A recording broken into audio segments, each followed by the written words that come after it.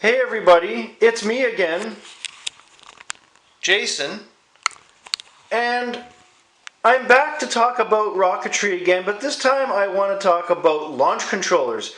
Now, whether you're doing model rocketry or amateur rocketry, you need a launch controller to send your rocket up.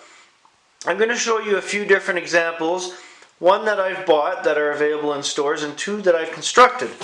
Starting with the easiest of the three, this is the ST's electron beam launch controller.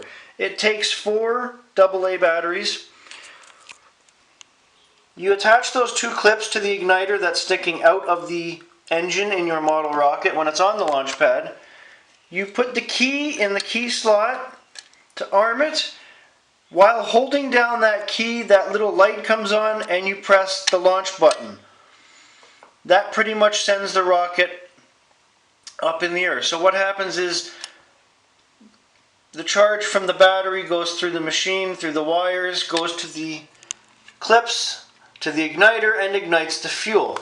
Now normally you need a launch controller that has at least 6 volts of power to send it up. It's extremely hard to use a battery source that's less than 6 volts, so hence the 4 AA's. You can also move up to something like this one that I constructed. This runs off of a 9-volt battery. So I used an old wooden box that I repurposed and repainted. And as you can see, I have a 9-volt connected with wire connectors that run through 2 switches. Again, it has alligator clips, albeit better ones than the ones that come with the electron beam.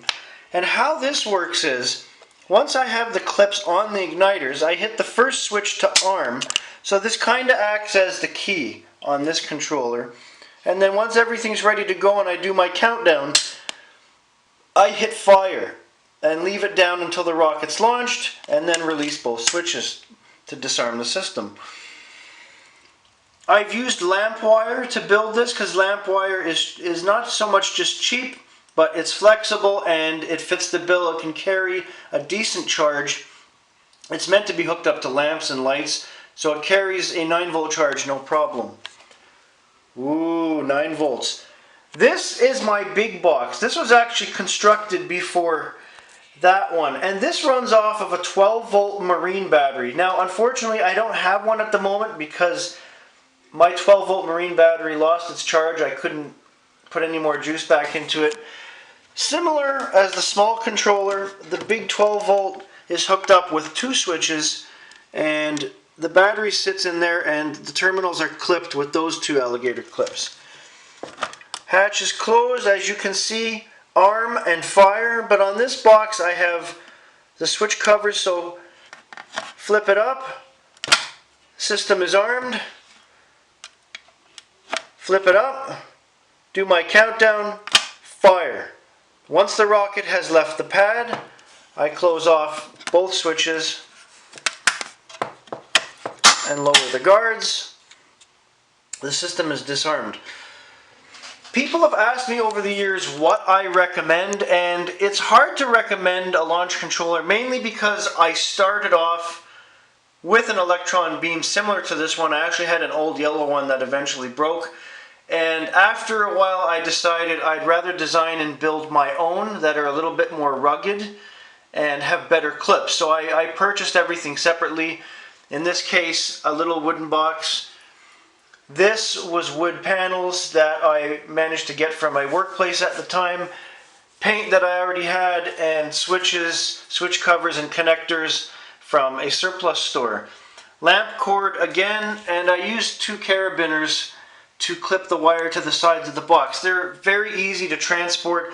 I can fit all 3 of these in a backpack and then some, as well as batteries and peripherals. So it's not so much what I recommend.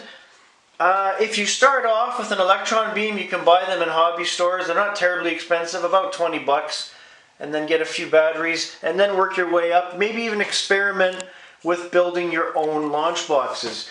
And if you want to test them without wasting rocket fuel, I've also constructed a test light, and the alligator clips that would normally go to the igniter just clip onto those wires. So if everything is set up properly, the light comes on instead of a rocket launch, telling you that your circuit is good and your launch box works. It's really that simple.